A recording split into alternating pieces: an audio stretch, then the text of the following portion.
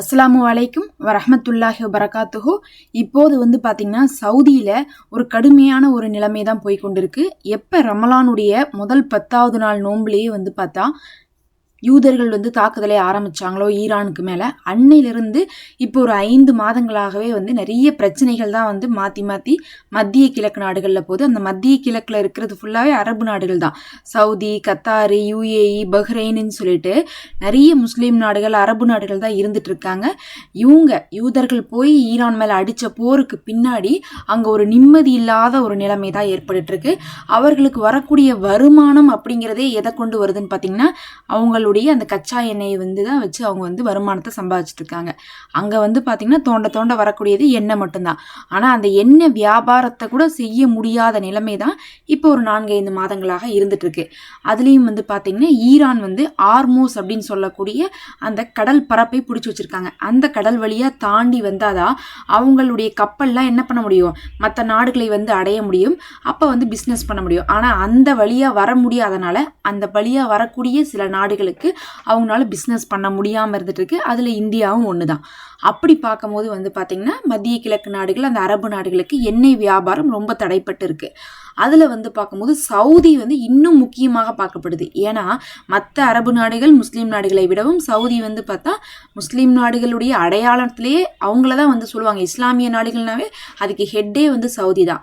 அதுலேயும் அவங்கள்ட்ட அரம்கோ அப்படின்னு சொல்லக்கூடிய நம்பர் 1 ஆயில் உற்பத்தி செய்கிறதுலே இருக்கக்கூடிய நிலையமெல்லாம் இருக்குது.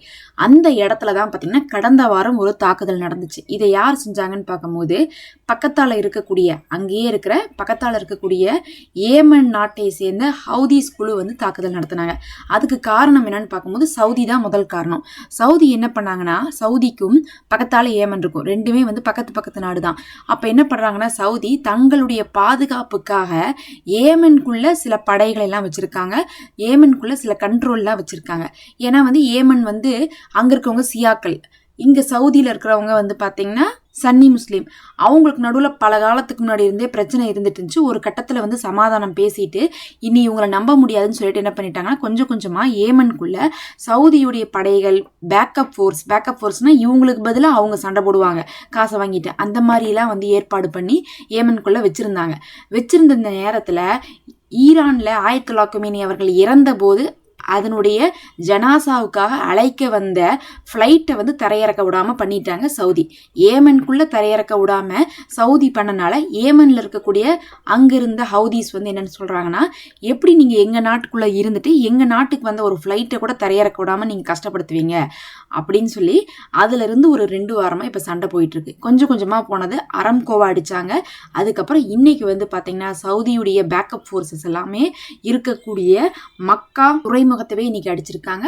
இது பார்த்தா அந்த பார்டர் ஏரியாவில் இருக்கும். அந்த இடமெல்லாம் இன்னைக்கு தாக்கப்பட்டு அந்த இடத்த கைப்பற்றதுக்கான முயற்சிகள் ஈடுபட்டு இருக்காங்க. இப்போ சவுதி பார்த்தீங்கன்னா கொஞ்ச நாளாக என்ன ஆயிட்டு இருக்கு, இந்த 2 வாரமாக நிறைய பிரச்சனையில தான் இருந்துட்டு இருக்காங்க. நேரடியாக மக்களுக்கோ புனித ஸ்தலங்களுக்கோ பிரச்சனை இல்லாட்டினாலும் சவுதிக்கு பார்த்தீங்கன்னா ஒரு அச்சுறுத்தலான நிகழ்வுகள் தான் நடந்துட்டு இருக்கு. இவங்களும் நாங்கள் தரைவழிக்கும் தயாராக இருக்கோம், வான் தாக்குதலும் செய்வோம், நீங்கள் எப்படி எங்களை அட்டாக் பண்ணாலும் பதிலுக்கு அட்டாக் பண்ணுவோம்னு சொல்லிட்டு ஹவுதீஸும் அறிவிச்சிட்டாங்க. சவுதியும் பார்த்தீங்கன்னா ஃபர்ஸ்ட் அறிவிச்சாங்க நாங்களும் அடிக்க போறோம்ட்டு. அதுக்கப்புறம் என்ன ஆயிட்டாங்க, கொஞ்சம் அமைதி ஆயிட்டாங்க. இப்போ ஏன்னா திரும்ப அடி வாங்குறதுனால இவங்க என்ன ஆயிட்டாங்க, இதுக்கு மேலே நம்ம சத்தம் போட்டு சண்டை போட்டு எச்சா அவங்கள தூண்டி விட வேணாம்னு சொல்லிட்டு இப்போ 2 வாரத்தில் இப்போ கொஞ்சம் அமைதி ஆயிட்டாங்க. ஆனால் இன்னைக்கு கூட மக்காவுடைய துறைமுகத்தில் தாக்குதல் நடத்தப்பட்டிருக்கு. இதில் ஒரு முக்கியமான விஷயம் என்னன்னு பார்த்தீங்கன்னா, சவுதியை அட்டாக் பண்ணக்கூடாதுன்னு சொல்லிட்டு ஒரு ஒப்பந்தத்தை போட்டிருந்தாங்க ஒரு சில வருடங்களுக்கு முன்னாடி. அதை ஹவுதீஸ் முறிச்சிட்டாங்க. ஏன் முறிச்சிட்டாங்கன்னு பார்க்கும்போது அதுக்கு காரணம் சவுதி ஃபர்ஸ்ட் அந்த ஃப்ளைட்டை தரையிறக்கக்கூடாதுன்னு சொன்னனால இனிமேல் உங்களுக்கு எங்களுக்கு நடுவில் சமாதான ஒப்பந்தமே இல்லைன்னு சொல்லிட்டு முறியடிச்சிட்டாங்க.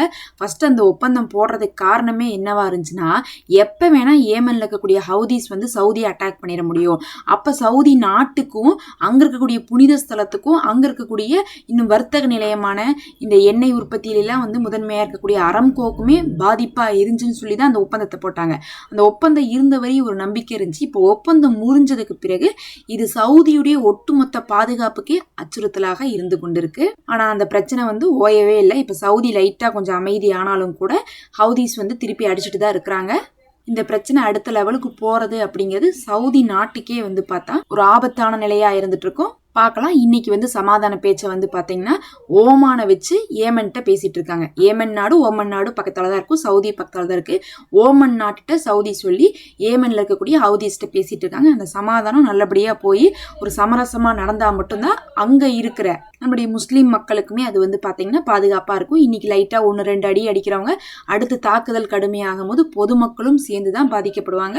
அங்க முஸ்லீம்கள் அதிகமாக இருக்காங்க. அல்லாஹ்வே போதுமானவன். முஸ்லீம்களுக்குள்ளேயே இந்த மாதிரி சண்டை போடுற நிகழ்வுகளுக்கெல்லாம் யார் பின்னாடி காரணமா இருக்காங்கன்னா அதிகமாக யூதர்கள் தான் வந்து இதையெல்லாம் தூண்டி வைக்கிறாங்க. அதை புரிஞ்சுக்காம முஸ்லீம் நாடுகளும் மோதி கொண்டு இருக்கிறாங்க.